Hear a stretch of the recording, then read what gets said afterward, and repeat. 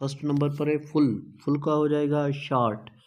ये सेंटेंस के हिसाब से है, जैसे मैं लिख रहा हूँ BS full form is bachelor of science, what is the short form of full. तो ये जो है इस्तेमाल हो जाएगा। और श्योर, श्योर का डाउट हो जाएगा।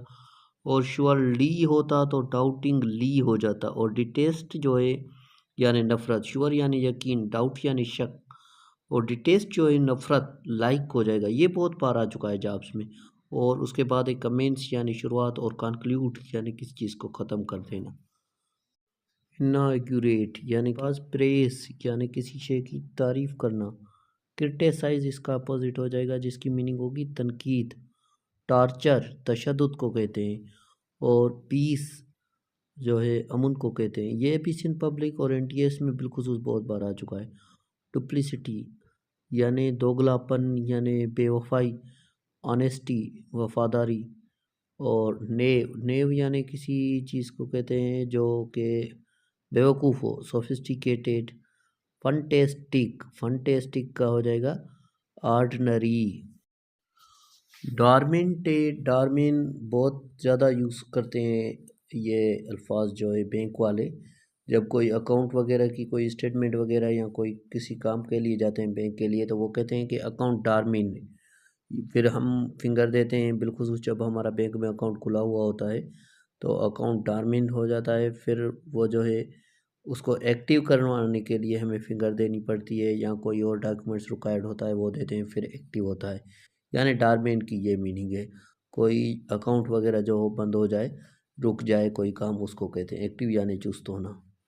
उसके बाद जो है वो है ब्रेव। ब्रेव बहादुरी को कहते हैं। और टिम्ट कहते हैं जो है डरपोक को। वेलिएंट कहते हैं शुजात को, यानी कि। और उसका जो एंटानिम होगा वो हो जाएगा कावर्डली यानी डरने वाला। और ज़ील कहते हैं शौकीन को। और अपाथी कहते हैं बेहस को।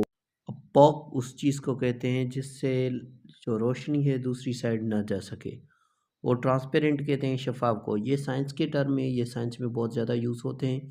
और मैंने साइंस की क्लास में इंशाल्लाह आपको ये क्लियर भी करवा दूंगा। इसके बाद हम साइंस की भी एक सीक्वेंस लेंगे, तो उसमें हम ये क्लियर कर देंगे अपॉक और ट्रांसपेरेंट में क्या फ़र्क है। चल, उसके बाद है डिमोलिश यानी किसी चीज़ का तबाह होना।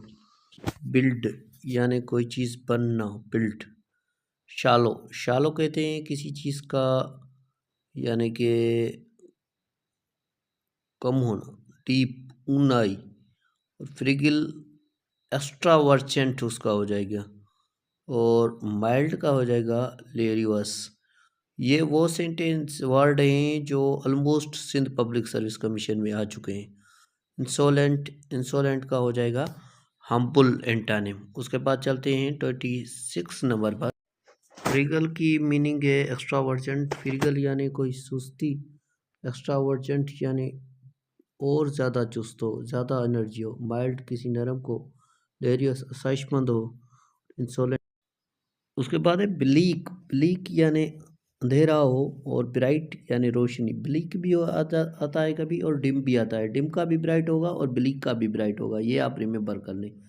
और इनमें से एक ऑलमोस्ट आता रहता है। और पाइसिटी यानी किसी चीज़ की कमी हो। प्लेंटी यानी कोई चीज़ ज़्यादा होगा, हम कहते हैं ना प्लेंटी ऑफ, बहुत ज़्यादा। ऑफिन ऑफिन कभी कभी।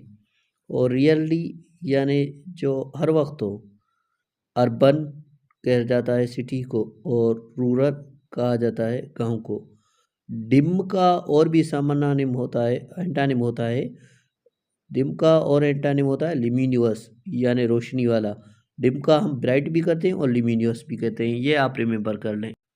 एक्सेप्शनल का कॉमन एंटानिम हो जाएगा। और लेजी का एनर्जेटिक होगा एंटानिम। ठीक है, लेजी का एक्टिव भी होता है। और उसके बाद मी का जो है एंटानिम यू होगा। सिक्योरिटी का इनसिक्योरिटी होगा। ये मैंने इसलिए लिखा है कि इसमें बहुत ज़्यादा बच्चे परेशान होते हैं। अनसिक्योरिटी हो, डिससिक्योरिटी हो, रीसिक्योरिटी हो तो क्या होगा। और पोलाइट जो है नरम नामदिल, उसका हो जाएगा रूड। ठीक है। उसके बाद है ऑफर का हो जाएगा रिफ्यूज़। और उसके बाद आर्टिफिशियल का नेचुरल हो जाएगा। और मीक का बोल्ड हो जाएगा। ये बहुत बार आ चुका है। और आर्टिफिशियल वाला भी बहुत ज़्यादा आ चुका है। फाउंड फाउंड का लास्ट हो जाएगा।